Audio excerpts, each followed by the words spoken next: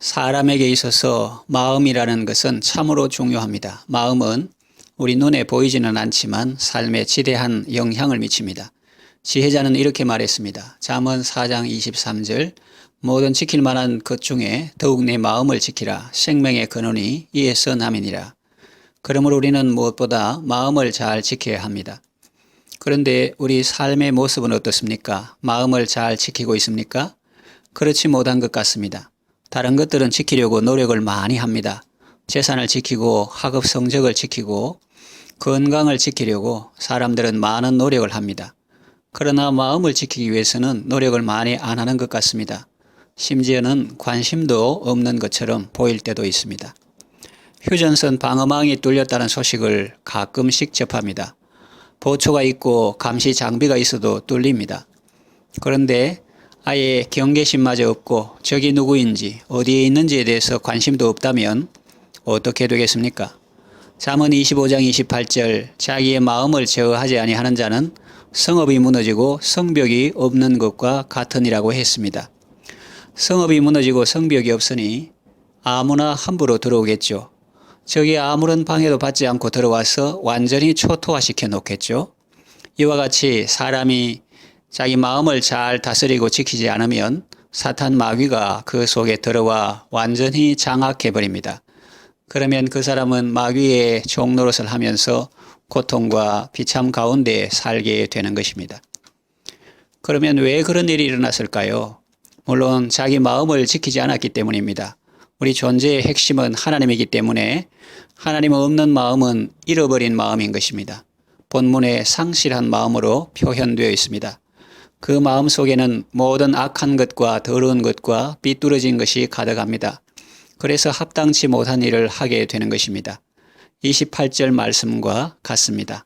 또한 그들이 마음에 하나님 두기를 싫어하며 하나님께서 그들을 그 상실한 마음대로 내버려 두사 합당하지 못한 일을 하게 하셨으니 그랬습니다.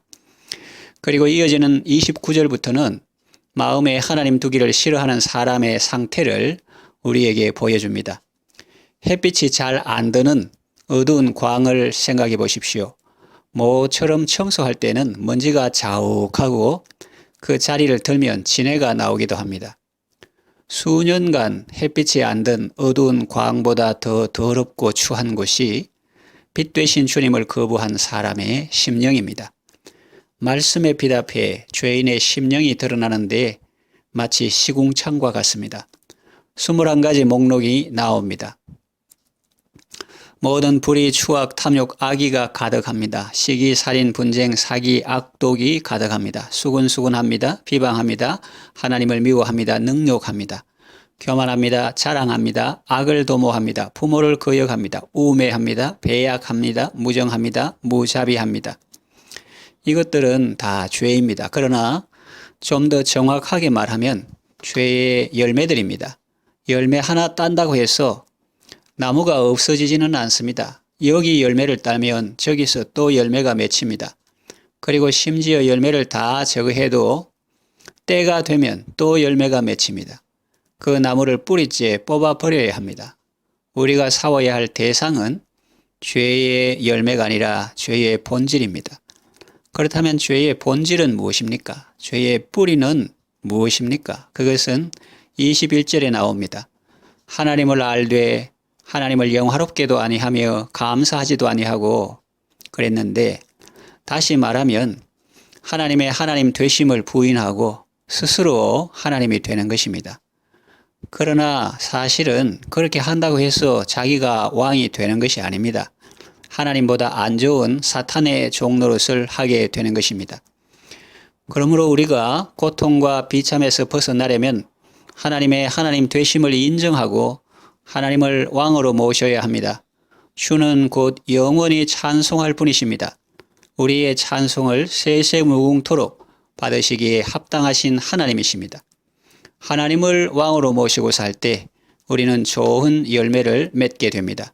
평안하고 복된 삶을 살게 됩니다. 주인이 오면 모든 악하고 더러운 것들이 다 떠나가는 것입니다.